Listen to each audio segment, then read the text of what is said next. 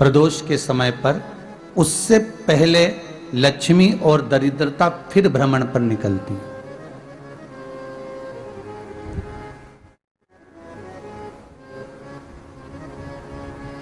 शिव भ्रमण कर कर जब वापिस आ जाते हैं, हिंदू धर्म में पीपल के वृक्ष की जो गणना वराह पुराण में करी गई है, 4 बजे से 7 बजे तक शिव के भ्रमण का समय बताया है शाम को। तो 7 बजे से लेकर फिर रात्रि 9 बजे तक लक्ष्मी और दरिद्रता फिर भ्रमण पर जाती है। इनका एक समय निश्चित है महाराज। भ्रमण कर कर आ जाना। अब इस बीच में जब लक्ष्मी और दरिद्रता दोनों निकल कर जा रही हैं, तो दोनों एक भाव रख कर जाती हैं कि आज हमको कहां प्रवेश करना।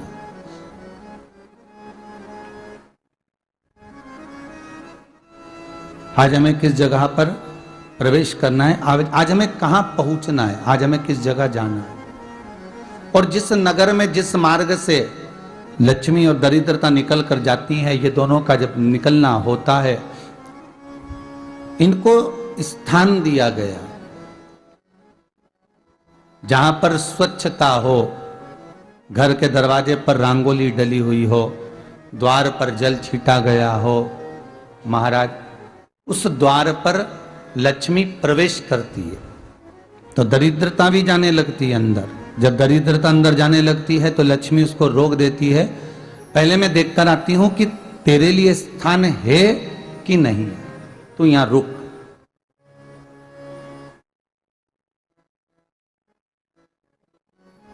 कुछ देर तक दरिद्रता बाहर खड़ी रहती है और लक्ष्मी जी की बड़ी बहन जब दरिद्रता बार बार अंदर जाने का प्रयास करती है तो लक्ष्मी जी कहती हैं, जी तू इतनी बड़ी होकर तुझे मालूम है, तू तेरा सम्मान होना चाहिए, आदर होना चाहिए, और तू अंदर चली जाए और कोई तेरा सम्मान ना करे तो कितना बुरा लगेगा, इसलिए तू बाहर खड़ी रहे, मैं अभी आई। अंदर जाती है और जब लक्ष्मी जी भ्रमण कर लेती हैं, अंदर प्रवेश कर कर आती हैं और प्रवेश कर कर आती हैं तो दरिद्रता पूछती है चले अंदर।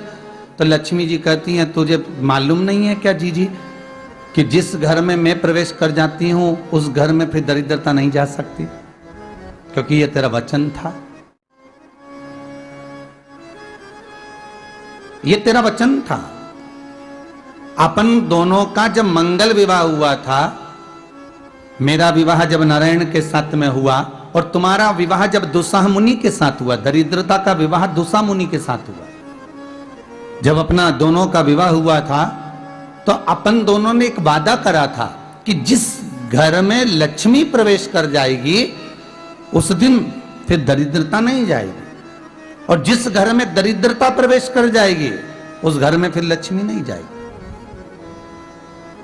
अब जब मैं अंदर देख कर आ गई हूं तो तू अंदर नहीं जा सकती, अर्थात लक्ष्मी के चरण जिस घर में पड़ गए उस घर में फिर दरिद्रता प्रवेश नहीं कर रही।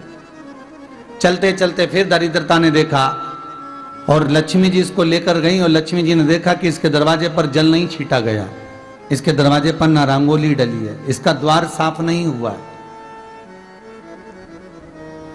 इसके द्वार पर दीप नहीं है, इसके द्वार पर कलश नहीं है, इसके दरवाजे पर ढेर सारा कचरा पड़ा हुआ है, कोई स्वान कोई कुत्ता गंदगी भी कर कर चला गया है, कहीं बिल्ली ने गंदगी कर रखी है, कहीं जीवों ने कुछ गंदा गिरा रखा है। तो फिर लक्ष्मी जी कहती है, जी अब मैं होकर आ गई थी ना, अब तू जा, तू होकर आ।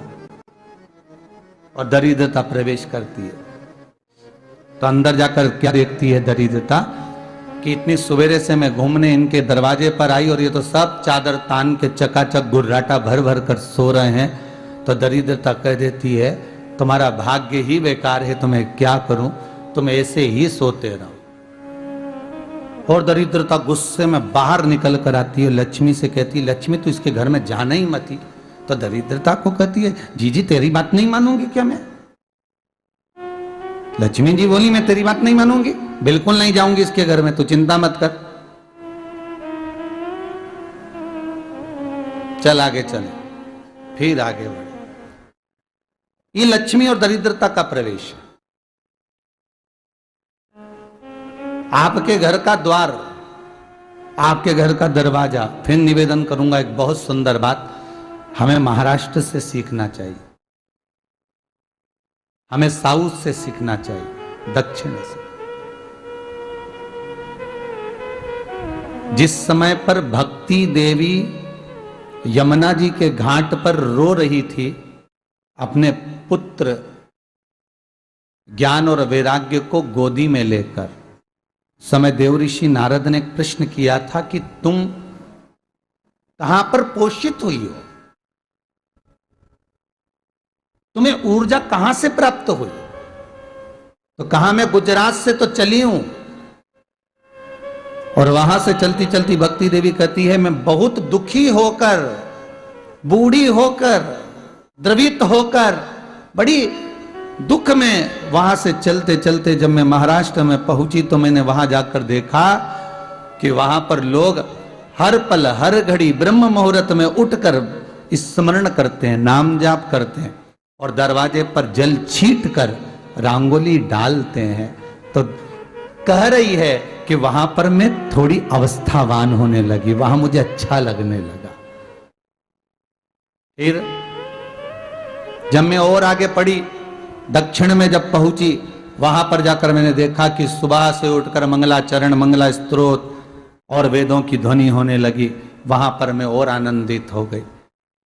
हमें कुछ चीजें महाराष्ट्र से सीखना चाहिए कि वहां रहने वाले जो भगत हैं, वारकरी संप्रदाय के जो भक्त होते हैं, वैष्णव जो धर्म के भक्त होते हैं, उनका नियम है सवेरे के समय घर में पानी है कि नहीं है, पर जब भी वो घर का दरवाजे के बाहर थोड़ा ना थोड़ा पानी तो छींट ही देते हैं। और छींटने के बाद फिर वहां पर अपने यहाँ तो दिवाली पे रंगोली बनती है जी, और वहां पर रोज की रंगोली बन जाती है कि कभी हो सकता है परमात्मा राह भूल कर हमारे घर में प्रवेश कर जाए, इसलिए वहां प्रतिदिन की रंगोली,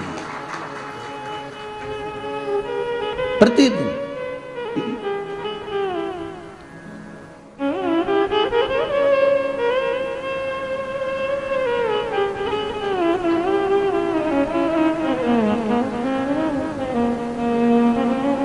हमें सीखना चाहिए थोड़ा सा। आज के जमाने में तो बहू अपने कमरे की झाड़ू लगा ले, वो ही बहुत बड़ी बात है। हो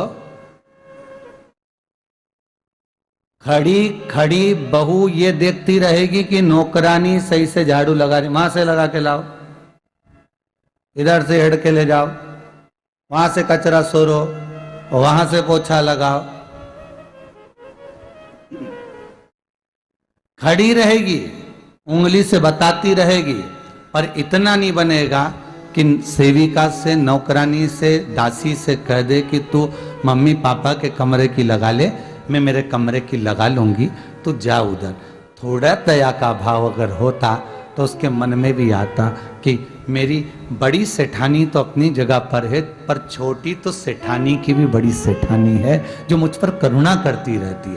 पर बड़ी तो कहे कि बेटा रहने दे, तू उधर ले जा, जब भाभी के कमरे में देख ले जा, उसके बच्चों का बड़ा फैलारा रहता ना, तू उधर देख ले जा, तो जरा उधर, मां उधर भेज रही है।